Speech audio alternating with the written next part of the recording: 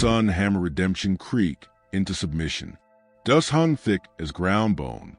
Silas Thorne saw them first as shapes against the bleached wood of the auction block, then as girls. 3, chained. The youngest trembled like a cornered rabbit.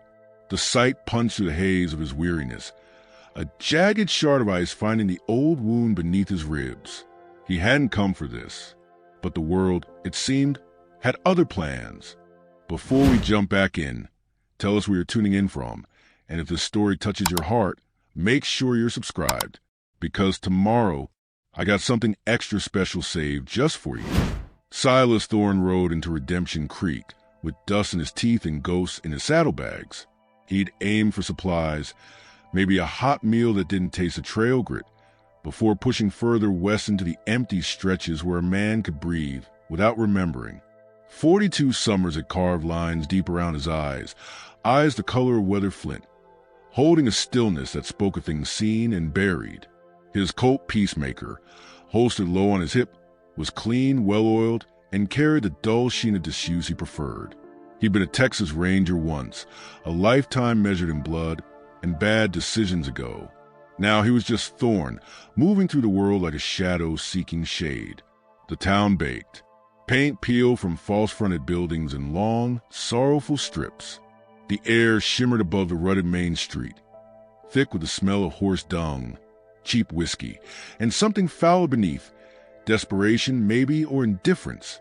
The usual lethargy of a frontier afternoon was fractured by an unnatural gathering near the livery stable. A knot of men, mostly, clustered around a raised platform. The sound that drew Silas wasn't music, but the flat, nasal drone of an auctioneer's voice slicing through the heavy air. He reined his dun mare to a halt near the saloon's hitching post, the leather creaking under him. Habit made his gaze sweep the crowd, assessing, cataloging potential threats. Faces were turned toward the platform. Hard faces, bored faces, faces flushed with kind of ugly anticipation. Then he saw what held their attention. 3 girls stood on the rough planks. Sisters, the resemblance clear even to the grime and exhaustion etching their features. Iron shackles circled their thin ankles, linked by a short chain that clinked faintly as the eldest shifted her weight. She looked about 16, maybe less, but her posture was rigid, shoulders squared against the stairs. Her eyes, dark and fathomless, scanned the crowd not with fear, but with chilling, weary calculation. Beside her stood the middle sister, perhaps 13. Her arm was wrapped protectively around the shoulders of the smallest, a child of 10 whose wide, terrified eyes darted everywhere, her breath coming in shallow, silent hitches. The middle sister kept her gaze fixed on the dusty boards beneath their bare, calloused feet, her free hand clenched into a tight fist at her side. The auctioneer, a man with sweat-darkened armpits and a voice like gravel in a tin can, gestured expansively. "Prime stock, gentlemen. Strong backs, trainable minds. Take M together, break M in separate. Starting low now. Who'll give me $50 for the lot?" A ripple went through the crowd. Silas felt a familiar coldness spread through his gut, the coldness that came before the hot rush of violence he'd sworn off. This wasn't the Deep South. This was supposed to be the Free West, 1875. Yet here it was, the old poison bubbling up in the sun-blasted nowhere town. Prime stock. The words coated his tongue with bile. Bids came, sparse and reluctant at first. A grizzled farmer offered 60.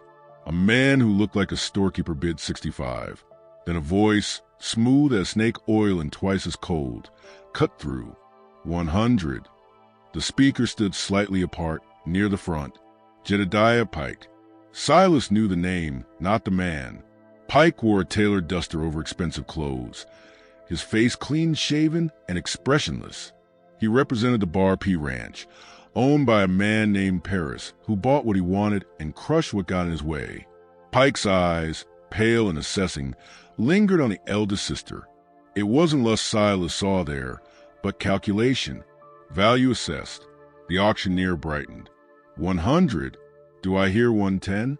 Strong workers, gents. Years of service. The eldest sister, Ada, Silas didn't know her name yet, but he would lifted her chin a fraction. Her gaze swept past Pike and landed, for a fleeting second, directly on Silas. There was no plea in those dark eyes, only a bleak, terrifying resignation, and beneath it, a spark of something else. Fury, defiance. It was a look that bypassed thought and struck straight at the raw nerve of his own buried losses. He saw not slaves, but children stolen. He saw the echo of another child's terror, another family ripped apart by cruelty he hadn't been fast enough to stop. The image flashed, a small hand reaching smoke, the silence after the scream. 110, piped the storekeeper, sweating. 120, Pike countered without inflection. The coldness in Silas's gut crystallized into purpose. It was reckless. It was likely suicidal. It would chain him to these girls and this town's malice. But the thought of Pike, or anyone like him, laying claim to that spark of defiance, it was unthinkable. His hand, resting on the saddle horn, tightened until the knuckles stood white. The auctioneer raised his gavel. 120 going once. Silas's voice, roughened by trail dust and disuse, cut across the square like a whip crack. 200. A collective gasp sucked the air from the street. Heads swiveled. Pike's impassive mask slipped, revealing a flicker of surprise, then cold irritation as he identified the speaker. The auctioneer gaped. $200? For the lot.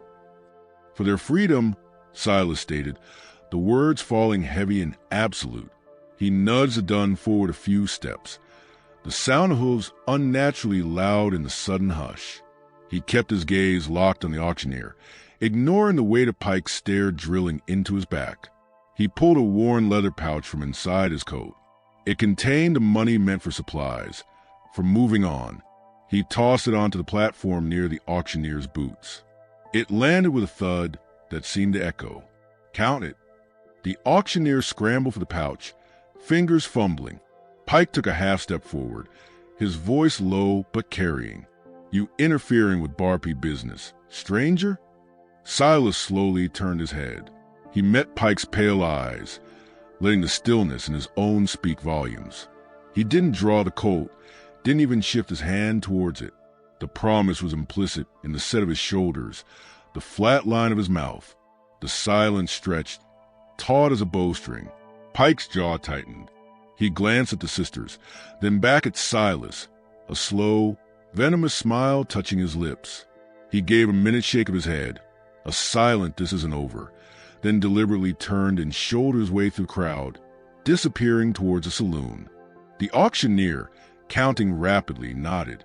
200 it is. He gestured vaguely at the girls. They're yours. Silas dismounted. The chains clinked as the sisters instinctively drew closer together, the middle one pulling the youngest behind her. The eldest, Ada, watched him approach with that unnerving, guarded intensity. He saw no relief in their faces, only a deeper, more immediate fear. He'd bought them. What did that make him, in their eyes, but another master? He stopped a few feet away, careful not to loom. He fished a small key from his pocket, one he'd carried since his ranger days, used for irons more often than not. He held it up, then knelt in the dust, ignoring the stares still burning into him from the dispersing crowd. Hold still, he said, his voice low. He worked the key into the rusted lock on the ankle shackles of the youngest girl. Her breath hitched, a tiny whimper escaping. The iron was cold, rough. It clicked open. He moved to the middle sister, then finally to Ada. Her leg remained rigid, unyielding, even as the shackle fell away. The discarded chains lay in the dust like dead snakes. He stood, pocketing the key. He met Ada's gaze again. The defiance was still there, mixed now with profound, wary confusion. Names, he asked quietly. A beat of silence. The middle sister glanced at Ada, who gave a barely perceptible nod. Cora, the middle one whispered, her voice barely audible. She nudged the youngest. Eliza. She didn't offer her own. Silas nodded towards his horse, and the sturdy pack mule tethered beside it. Silas Thorne, we're leaving this place. Now. He didn't say you're free. Words were cheap. They needed distance. He helped the trembling Eliza onto the mule, settling her small frame amidst the packs. Cora scrambled up behind her sister, arms wrapping protectively around Eliza's waist. Ada hesitated, her eyes darting towards the saloon where Pike had vanished. Then, with a swift, fluid motion, she pulled herself up onto the dun behind Silas's saddle, careful to avoid touching him. Her body radiated tension, a coiled spring against his back.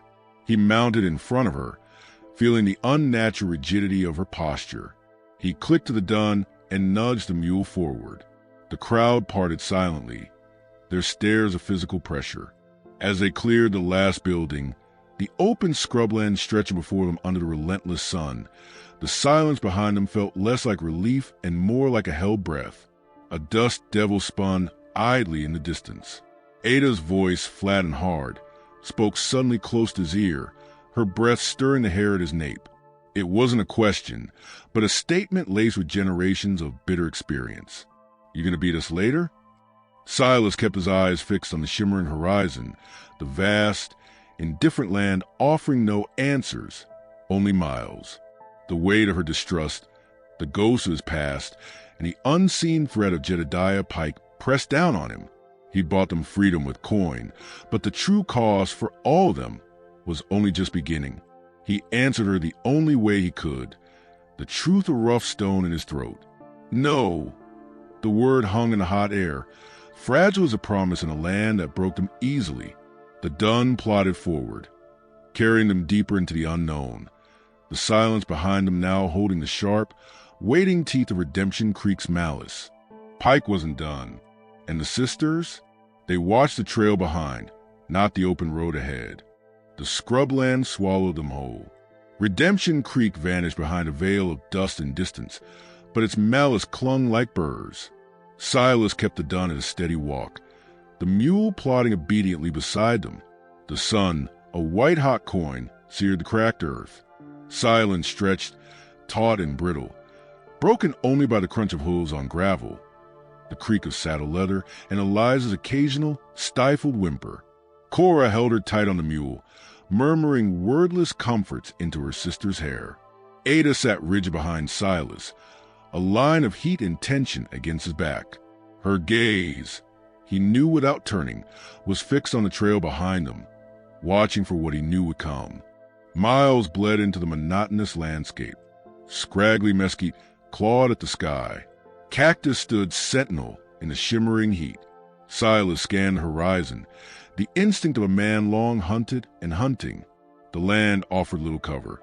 Shallow washes, low rises dotted with sage. His mind traced a map etched by years of ranging. Water sources, potential shelters, ambush points. He thought of the worn pouch in his saddlebag, lighter by $200. He thought of Pike's venomous smile. Mostly, he felt the weight of the girl behind him, a living accusation and a fragile responsibility. The ghost in his saddlebag stirred, a child's laugh abruptly silenced. Smoke on the wind, the hollow echo of grief. He bought these girls freedom with coin and defiance. Keeping it would cost more. Eliza slumped against Cora, her small body trembling with exhaustion. "Can't," she whispered, the sound thin as dry grass. "Hush now, Liza," Cora soothed, tightening her grip. Her own face was pinched with weariness, dust caked in the tracks of dried tears on her cheeks. Her eyes, large and watchful, flickered between the endless land and Silas's broad back. He saw the question in them, unasked but screaming. "What now?" Ada spoke, her voice flat, cutting to the drone of insects. "She needs rest. Water." It wasn't a plea. It was a demand, testing his limits. Silas nodded, scanning ahead. Soon, his own throat was parched leather. He remembered a place. Not sanctuary, but a pause. An hour later, he guided them off the main trail, down a narrow arroyo choked with thorny brush. The air cooled slightly in the shaded cut. At its end, tucked against a sandstone bluff, stood the remnants of a homestead. Not much. A single room of sun-bleached, sagging logs, half the roof caved in. A skeletal corral held only dust devils. A stone well, its wooden cover rotted through, stood sentinel. It spoke of failure, abandonment, perfect obscurity. "Get down," Silas said, dismounting stiffly. He held out a hand toward Eliza. The child flinched, burying her face in Cora's shoulder. Cora hesitated, then slid down, helping her sister. Ada dismounted in one fluid motion, landing lightly, her eyes sweeping the ruins, the arroyo entrance, Silas's hands. Always watching his hands.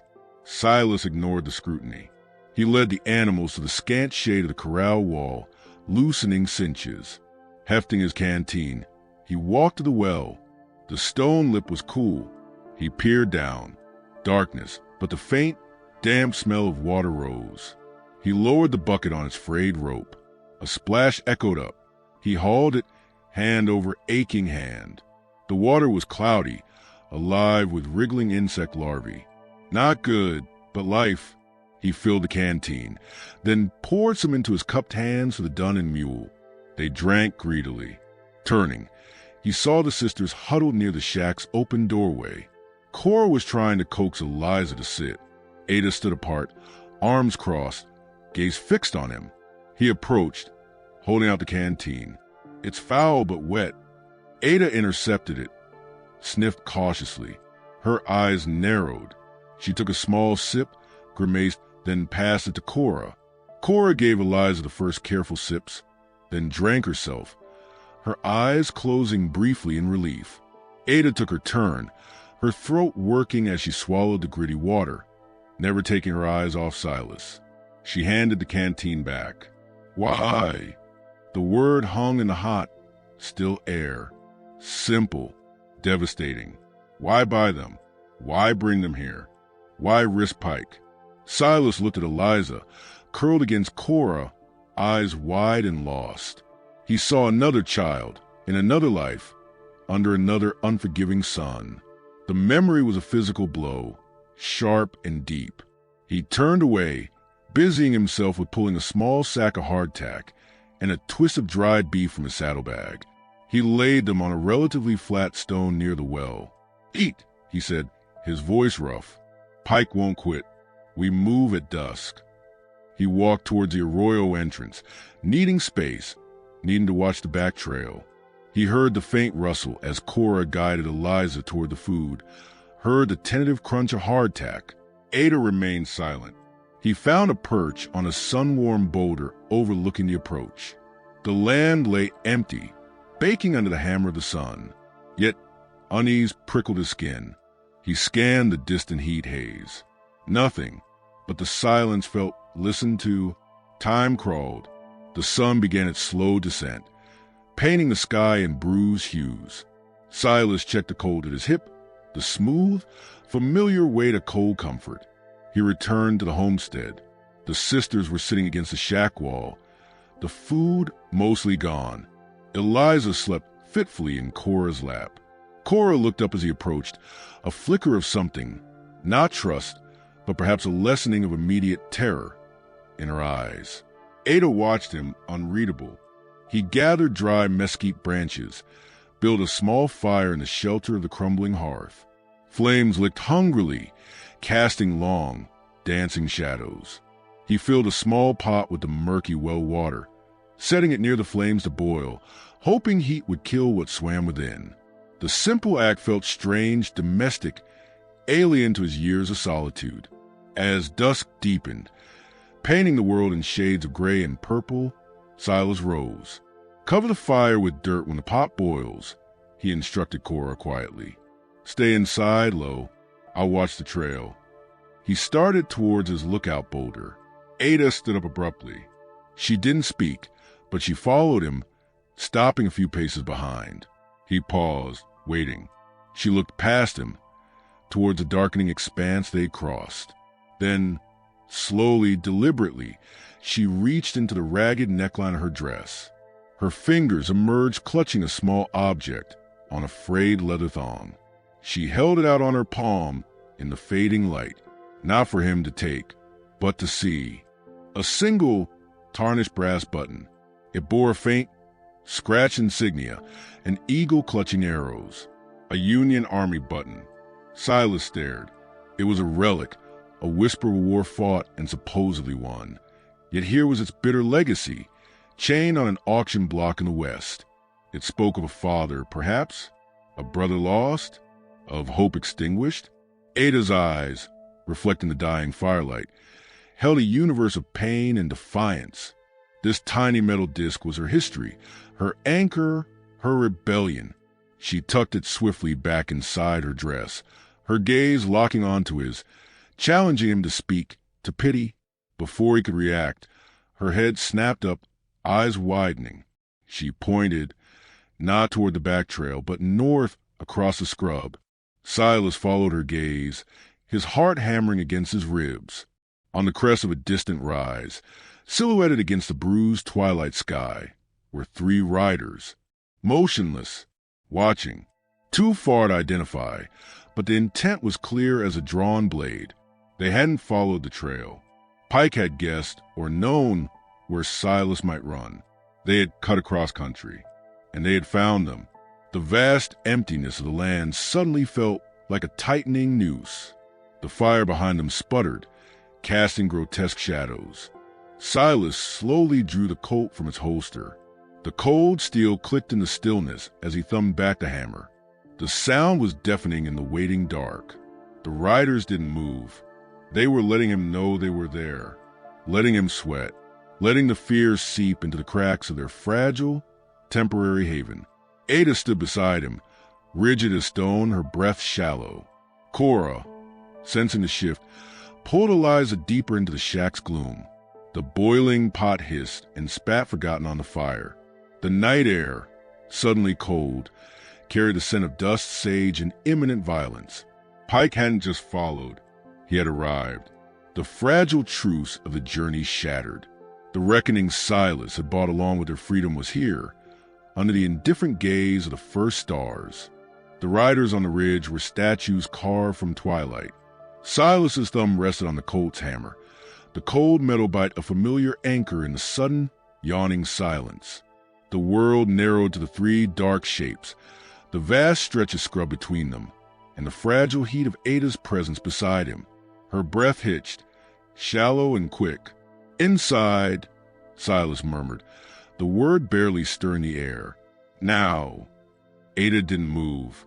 Her gaze remained locked on the riders, fierce and unblinking. "They see us run, they chase." He knew she was right. Flight now would be an invitation. They were watching, testing his nerve. Get Cora and Eliza low, against the back wall. His eyes never left the ridge. One rider shifted slightly, adjusting his seat, not advancing, waiting. Pike's message was clear. "I know where you are." Ada finally moved, a silent glide back towards the shack's gaping maw. Silas heard her urgent whisper, the rustle as Cora pulled Eliza deeper into the gloom. He eased back from the boulder, melting into the deeper shadows, pooling at the base of the arroyo wall. The fire behind him was a dying ember, but its faint glow might still betray movement. He needed darkness, time.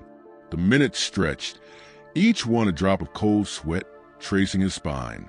The stars emerged, sharp and pitiless. Crickets resumed their indifferent chorus. The riders remained. Silas's mind raced over the terrain. They'd cut north, avoiding the main trail. Clever. The arroyo offered some cover for retreat, but it was a dead end. They'd have to ride back out the way they came, straight toward the ridge, or south, deeper into the broken country, towards the twisting canyons carved by ancient floods. Rough going, especially at night. Dangerous, but it offered concealment. A soft footfall sounded behind him. Cora, she crept forward, her eyes wide in the gloom, holding out the dented canteen. Ada said, "Water." Her voice trembled, but the act itself, venturing out to him, was a fragile bridge built over terror. Silas took it, nodding curtly. The water was still gritty. He drank, the coolness a shock. "Thank you, Cora." Her name felt strange on his tongue, an intimacy he hadn't earned. She ducked her head and retreated swiftly. The rider still hadn't moved. Silas scanned the ridge again, his eyes adjusting to the starlight. One horse tossed its head. They were getting restless. Waiting for full dark? For him to make a move? He couldn't afford to wait much longer. Eliza couldn't handle a hard night ride without rest, but staying was death. He slipped back to the shack. Ada stood just inside the doorway, a deeper shadow against the dark. Eliza was a small, curled shape against the far wall. Cora huddled beside her. "We leave," Silas said, his voice low and urgent. "South, into the canyons. It's rough, dark, quiet as you can." Ada didn't argue. She moved to Eliza, shaking her sister gently. "Up, Liza, we ride." The child whimpered, burying her face. Cora murmured soothingly, pulling Eliza to her feet. Her small body shook uncontrollably. Silas saddled the dun quickly, fingers working the stiff leather by feel. He loaded essentials onto mule, bedrolls, the remaining hardtack, the canteen. The rest, spare clothes, tools, he left in the shack. Speed and stealth were the only currency now. He helped lift the trembling Eliza onto the mule. Cora climbed up behind, wrapping her arms tightly around her sister. Ada mounted the dun behind Silas, her body rigid, radiating tension. Her hand brushed against his back as she settled, a fleeting, unintentional contact that felt like a brand. He led them out of the arroyo, not back toward the ridge, but south, skirting the homestead ruins, heading for the deeper blackness where the land crumpled into shadowed ravines. He kept the pace slow, deliberate, scanning the ridge constantly. The riders were still there, silhouettes against the star-pricked sky, watching. They moved like ghosts through the scrub, the only sound a crunch of hooves on gravel and Eliza's muffled sobs against Cora's shoulder.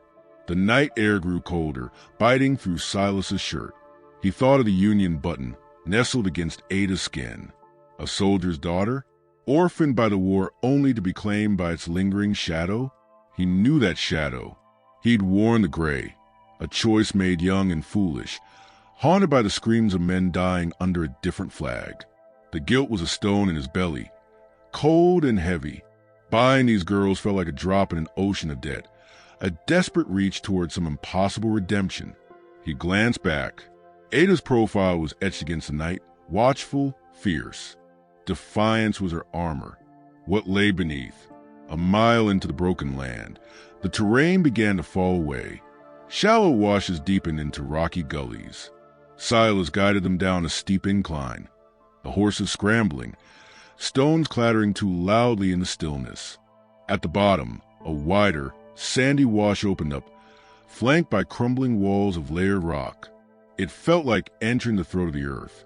The air was stiller, colder. The stars were a narrow ribbon far above. He reined in, listening.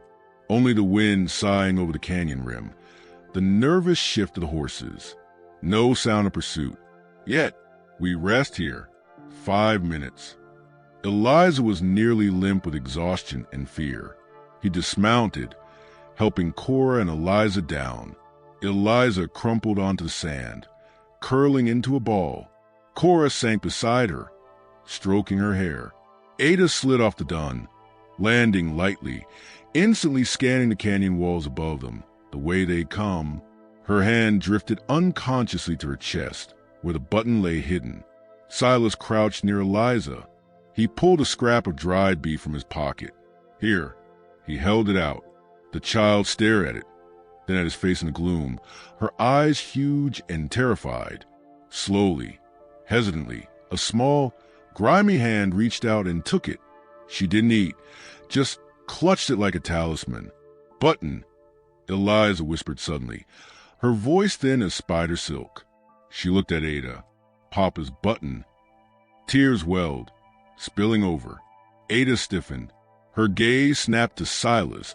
A flash of raw vulnerability quickly shuddered. "Hush, Liza," she said, her voice tight. Silas met Ada's eyes. "Papa." The word hung between them, heavy with loss. He saw not just defiance now, but the ghost of a girl who'd watched her world shatter. His own loss, the small grave under a lone oak, the silence that followed, rose like bile. He looked away, the shared grief a bridge he couldn't yet cross. He stood, moved and checked the mule's load. As he adjusted his strap, his hand brushed against something cold and hard tucked beneath the bedroll. The discarded shackles from Redemption Creek. He'd thrown them in without thinking. The iron felt like poison. He shoved them deeper, out of sight. A sharp crack echoed down the canyon. Not close, but distinct. A hoof striking stone. Up on the rim, Silas froze, hand instinctively dropping to the Colt. Ada whirled, her breath catching. Cora pulled Eliza closer, clamping a hand over her sister's mouth. Silence. Then another sound. Deliberate. Stones dislodged, rolling down the slope they just ascended. Not from the south rim. From the north. From the way they'd come. They weren't just watching. They were flanking. Silas drew the Colt. The click of the hammer was deafening in the confined space. He motioned violently for the sisters to get behind the horses, to use them as shields. Ada pushed Cora and Eliza towards the Dunn's bulk, then drew a small, sharpened piece of flint from the folds of her skirt. Her eyes burned in the starlight. They waited, pressed against the cold canyon wall, the horses shifting nervously. The sounds above ceased. The silence returned, thick and suffocating, pressing in from all sides. It was a silence of predators circling. Silas strained his ears, every nerve alight. Where were they? How many? The 3 riders? More? Then a voice cut through the stillness. It wasn't Pike's smooth menace, but a rough, grating call that bounced off the canyon walls, impossible to pinpoint. Thorne, Jed Pike sends his regards. Says you got something belongs to the Bar P. The voice echoed, fading into the depths. Silas tightened his grip on the Colt. The game had changed. They weren't just hunting property anymore. They were hunting him. And Pike had just announced he was playing for keeps. The cold rock against his back felt like a tomb wall. The sisters huddled behind the trembling horses, their frightened breaths the only sound in the trapped silence. The canyon wasn't an escape route. It was a trap, and they were already inside. The canyon held its breath. The echo of the rough voice, something belongs to the Bar P, faded into the cold, stony silence. Silas pressed harder against canyon wall, the rough rock biting through his shirt. The Colt in his hand felt like an extension of his own bone, cold and deadly, behind the trembling horses. Cora muffled Eliza's whimpers with her hand. Ada stood poised beside him, a shadow with eyes like obsidian chips reflecting the sliver of stars above, the sharpened flint held low and ready in her fist. Her other hand clutched the hidden place where her father's button lay. Papa, the word, whispered by Eliza, echoed louder than the shout. It resonated with Silas's own buried agony. The phantom weight of a small, still body in his arms, the suffocating silence after gunfire that wasn't war but murder. He hadn't been fast enough then. He couldn't fail now. Failure meant chains, or worse. For these girls, it meant the Bar P's brand on lives already scarred. They flanked us, Silas breathed, the words barely stirring the air near Ada's ear. North rim, south rim, bottlenecked. The canyon wasn't just a trap. It was a killing box. Staying meant death when they rushed. Running blindly meant a bullet in the back. Ada's gaze flickered upwards, then down the dark, sandy wash ahead. Water cuts deep, she murmured, so low he almost missed it. Sometimes hides ways. He followed her look. The wash snaked deeper into the earth, swallowed by gloom. She was right. Flash floods carved hidden channels, crevices. A gamble, but the only one left. He nodded curtly. Lead the mule. Stay low. Follow the deepest shadow. He motioned towards Cora and Eliza, quiet as ghosts. Ada didn't hesitate. She slipped forward, grabbing the mule's lead rope, pulling it gently. Cora urged Eliza to her feet, the child moving like a sleepwalker, terror etched on her small face. Silas took the Dun's reins, falling behind them, his eyes scanning the rims, his ears straining for any scrape of boot leather or jingle tack. The night felt like a vast, listening ear. They moved like wraiths down the sandy wash, the horses' hooves thankfully muffled. The canyon walls pressed closer, the ribbon of sky narrowing. The air grew colder, damp with the scent of ancient water and stone. Silas's nerves were taut wires. Every rustle of a night creature, every dislodged pebble screamed ambush. He focused on the sisters ahead, Ada's determined silhouette, Cora's protective hunch over Eliza, the child's small hand gripping her sister's skirt. He saw his own failure mirrored in their vulnerability, a fresh stab of guilt twisting with the old grief. Should have pushed harder, ridden further. Should have seen the flank. Ahead, Ada paused. The wash split around a massive boulder fallen from the cliff face eons ago. Behind it, invisible until they rounded the stone, was a deeper blackness, a vertical crack in the canyon wall, barely wider than a man's shoulders, smelling of damp earth and cool darkness. A fissure. Ada pointed silently. Silas edged past her, peering into the gloom. Pitch black. Could be a dead end. Could be a den. Could be their only chance. He drew a slow breath. Cora, Eliza with me. He helped the trembling child into the narrow opening, Cora squeezing in after her. He turned to Ada. Horses can't follow. Her jaw tightened. The animals were life, transport. Abandoning them felt like cutting a lifeline. She looked at the Dun, then back toward the way they'd come, where death waited. Resignation hardened her features. She swiftly loosened the mule's pack saddle, letting it slide silently to sand. She did the same for the Dun, freeing them of burdens. She gave the Dun a hard slap on the rump. The animal snorted, startled, and trotted back up the wash, the mule following. Their retreating hoofbeats sounded unnaturally loud. Hope they run far, Ada whispered. The first hint of shared strategy, of trust in his plan, however desperate. She slipped into the fissure after Silas. The darkness was absolute, thick as velvet, pressing in. Silas guided them deeper, one hand on the cold, wet rock wall, the other holding the coat ready. Eliza's frightened breaths were sharp gasps in confined space. Cora murmured constant, soothing nothings. Ada brought up the rear, her presence a vigilant warmth at Silas's back. The fissure twisted, narrowed, then opened slightly. A faint, musty draft touched their faces. They weren't trapped. They went somewhere. They pressed on blind, for what felt like hours, time dissolving the dark. Silas's shoulder scraped against rock. He stopped, feeling ahead. The passage widened.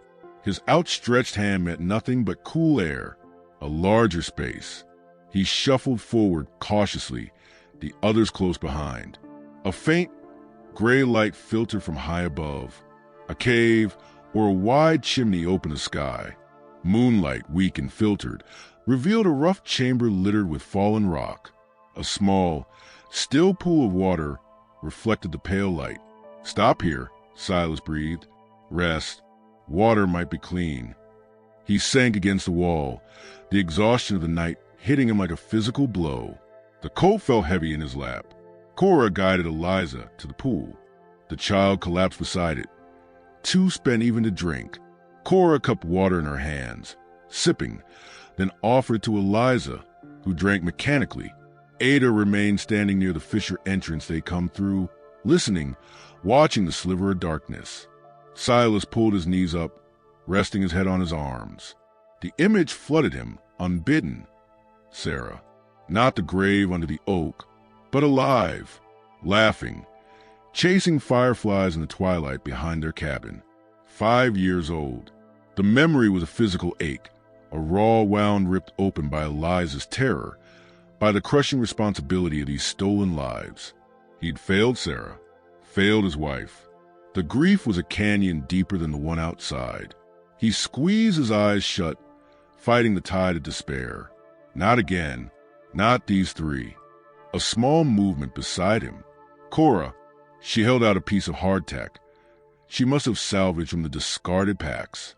Her eyes, huge in the dim light, held a question, an offering, not just food, but a fragile connection forged in shared flight. He took it, the dry biscuit like dust in his mouth. "Thank you, Cora," he managed, the words thick. Eliza stirred by the pool. She looked towards Ada, her voice a threadbare whisper. "Ada, Papa's button keeps us safe." Ada didn't turn from her watch. Her hand went to her chest again. "It's just a button."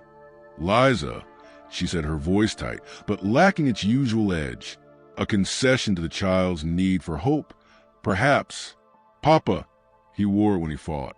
Fought for, she trailed off, the unspoken words, for freedom for us, hanging heavy in the cave stillness. Silas saw her shoulders tense, the burden of memory, of being the eldest, the protector. Suddenly, Ada stiffened. She held up a hand for silence, her head cocked. Silas froze, straining. At first, nothing. Then, faint but distinct, carried on the still night air filtering down the chimney. The distant rhythmic clop of a single horse. Not running wild. Walking. Purposeful. Then another sound. A low, guttural sniffing. A hound. A cold dread seized Silas. Pike hadn't just sent men. He'd sent a tracker. And a bloodhound. The freed horses hadn't thrown them off for long. The hound had their scent. Their hiding place was a sanctuary. It was a dead end with only one way in and out. The sniffing grew louder, closer to the fissure entrance below. Silas slowly raised the Colt. The click of the hammer a death knell in the quiet cave. Ada turned from the fissure, her face pale in the moonlight. She met Silas's gaze. The defiance was still there, but edged with a new, chilling understanding. The flint in her hand looked pitifully small. "They found the crack," she stated, her voice flat final. Below, the sniffing turned into an eager whine, then a sharp, baying bark that echoed up the rocky chimney, shattering the fragile peace. The sound wasn't just pursuit. It was a declaration. "We have you." Silas pushed himself up, his back against the cold cave wall. The pool reflected the stark moonlight, a mocking mirror to their trapped faces. The baying hound sounded again closer, joined now by the gruff voices of men, muffled but distinct, gathering at the fissure entrance below. One voice rose above the rest, smooth as oiled leather, cutting through the canine clamor. It wasn't the rough shout from Ridge. This voice was chillingly familiar, dripping with malice. "Thorne," Jedediah Pike called up, his words echoing unnaturally in the stone chamber. "You've led us a merry chase. Send down what's mine, and maybe, I let you walk away from this." The lie hung in the air, thick as smoke. Pike wasn't offering mercy. He was savoring the hunt, and he was right outside their tomb. The moonlight seemed to bleach the color from the sisters' faces, their eyes wide pools of terror, reflecting the impossible choice. The cave walls pressed in, not shelter now, but the crushing jaws of the trap snapping shut. Pike's voice hung in the cave's damp air, a venomous promise wrapped in a lie. "Send down what's mine." The bloodhound's frenzied baying echoed up the fissure, claws scrabbling on rock below, closer with each ragged breath. Moonlight bled through the high chimney, etching the sisters' faces into masks of frozen terror. Eliza buried her face in Cora's side, small shoulders heaving silently. Cora's arms locked around her, eyes wide and fixed on the dark entrance. Ada stood rigid beside Silas, the sharpened flint trembling slightly in her white nickel grip, her other hand pressed flat over the hidden button, her father's button, the symbol of a freedom fought for and brutally lost. Silas felt the cold weight of the Colt, the familiar geometry of death in his palm. Surrender was death. Fighting in this stone coffin was likely death. The fissure was a bottleneck, yes, but only one man could enter at a time. A slim chance. He met Ada's eyes in the gloom. The defiance was still there, banked like coals under ash. He gave a minute jerk of his head toward the cluster of fallen rocks near the fissure mouth. Scant cover. She understood, moving swiftly, silently, pulling Cora and Eliza with her behind the rubble pile. Silas positioned himself opposite, back against the cold wall. The Colt leveled at the inky blackness where the fissure opened into the cave. The damp rock chilled his spine. He thought of Sarah, not laughing now, but still and pale in his arms. Life stolen by men like Pike, who took what they wanted. Not again. The vow was a hammer blow in his chest. Boots scraped stone below. A gruff voice, not Pike's, muttered, "Gonna flush him out, Jed." Then the hound surged into the cave entrance, a snarling shadow lunging into the weak moonlight. Its eyes glowed feral, jaws slavering, zeroing in on the scent. The sisters. Silas didn't hesitate. The Colt roared, a deafening thunderclap in a confined space. The hound yelped, a high-pitched shriek cut short as it crumpled mid-leap, a dark heap on the sandy floor. The acrid stink of smoke and blood flooded the cave. Eliza screamed, a raw sound of pure terror. From the fissure came shouts of surprise and anger. "Damn you, Thorne." Pike's voice, smoothness gone, raw with fury. "Take him." A man shoved into the opening. Silhouetted against the lesser dark of the passage behind him, a rifle clutched in his hands. He barely cleared the rock before Silas fired again. The man grunted, spun sideways, and fell heavily beside the dead hound, his rifle clattering away. Another shape filled the gap immediately, firing wildly into the cave. Bullets whined off rock, showering Silas and the sisters with stinging fragments. Silas ducked, firing back, forcing the second man to retreat with a curse. Silence, heavy and panting, descended. The stench of cordite and blood was overwhelming. Silas swiftly reloaded the Colt. Fingers moving by rote, the metallic clicks loud in the sudden quiet. Behind the rocks, Cora rocked Eliza, whispering frantic reassurances. Ada stared at the dead man near the entrance, her face pale but set. She hefted a jagged piece of fallen limestone, her knuckles white. "Thorne." Pike called again, his voice tight, no longer pretending at ease. "You kill my men, you die slow. Send out the girls." Ada moved before Silas could react. She stepped slightly out from behind the rocks, facing the fissure, her small frame trembling but her voice cutting through the gloom, clear and sharp as broken glass. "We ain't yours. Never were." Her hand flew to her chest. "My papa wore this button. Fought for the Union. Died for it. You think chains can hold what he died for?" The raw pain, the defiance, echoed in the stone chamber. It was more than she'd ever revealed, a shard of her soul flung at their tormentor. A low murmur came from the men below. The words Union and soldier carried a weight even out here. Pike's silence was palpable, a cold fury. Then, "Sentimental trash won't save you, girl.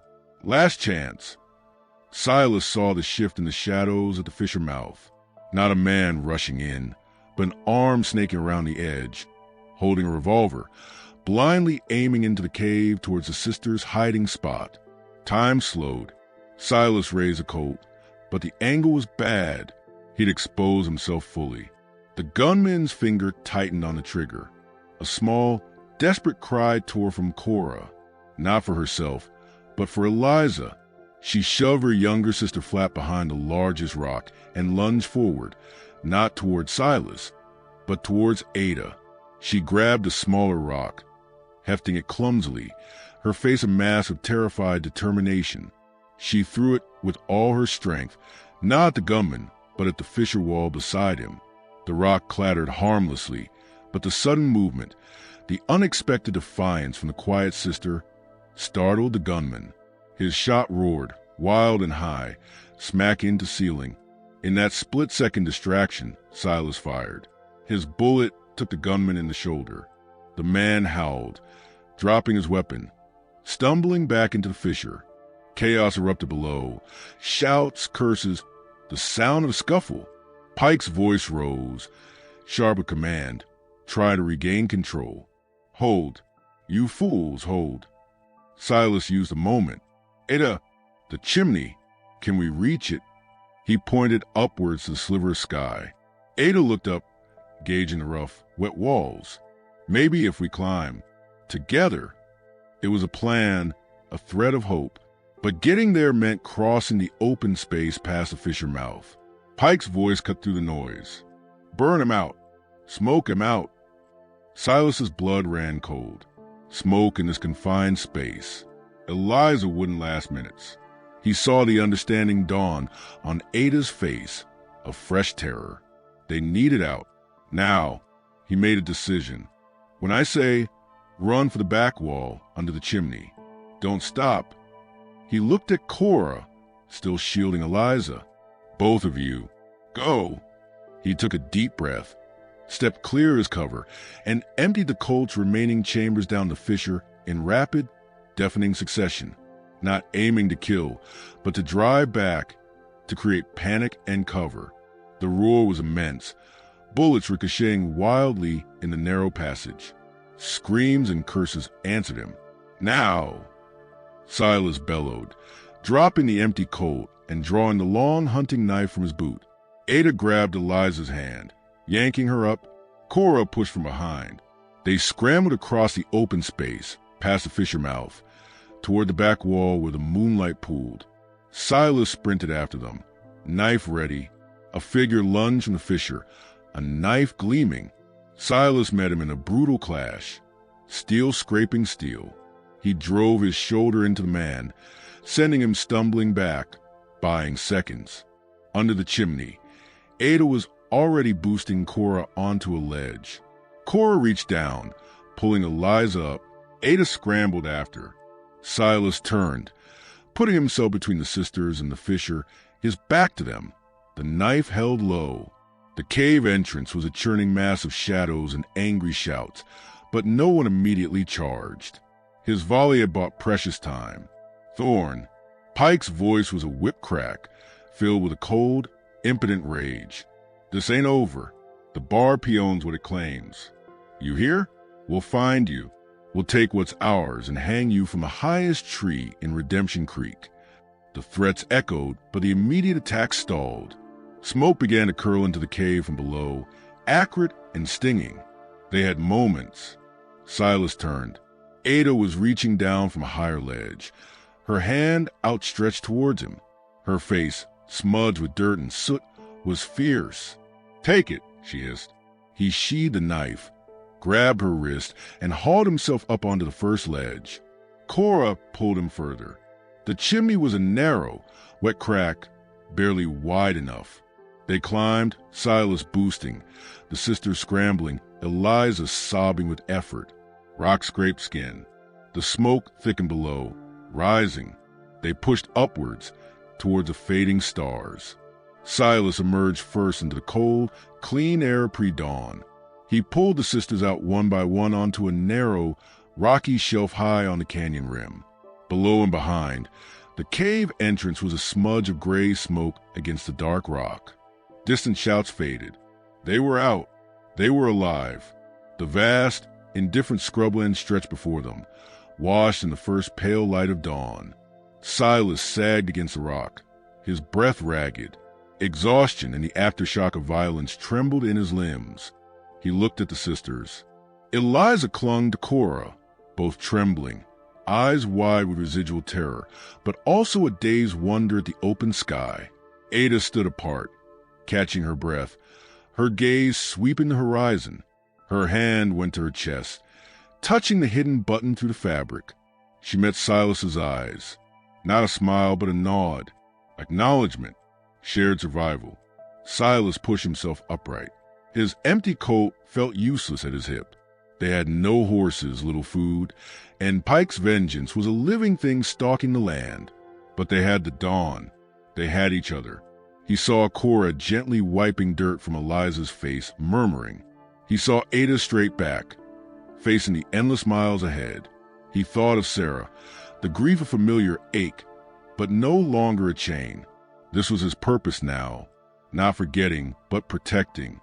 West, Silas said, his voice rough but steady. He pointed towards the distant, hazy mountains. There's a A town called Mercy. Knew a man there once might still. It was a fragile hope, a gamble. But it was direction. It was forward. Ada adjusted her ragged dress, her fingers brushing the hidden button once more. She looked at the horizon Silas pointed to, then back towards the smoke-stained canyon. Her jaw tightened. Mercy, she repeated, the word tasting unfamiliar, yet holding a sliver of the thing her father died for. She looked at Silas, then at her sisters. Let's go. Silas led the way down the rocky slope, away from the canyon and the lingering stench of pursuit. The rising sun warmed their backs, casting long, ragged shadows on the scrubland. They walked, not toward safety, but toward the next hard mile. Together, the Bar P's shadow stretched long and Redemption Creek's malice simmered. But for now, under the vast, awakening sky, they claimed the ground beneath their feet. Step by cautious step, they walked into fragile, hard-won light of their own uncertain future. The road was long, and Pike's promise hung in the air like distant thunder, but they walked it free,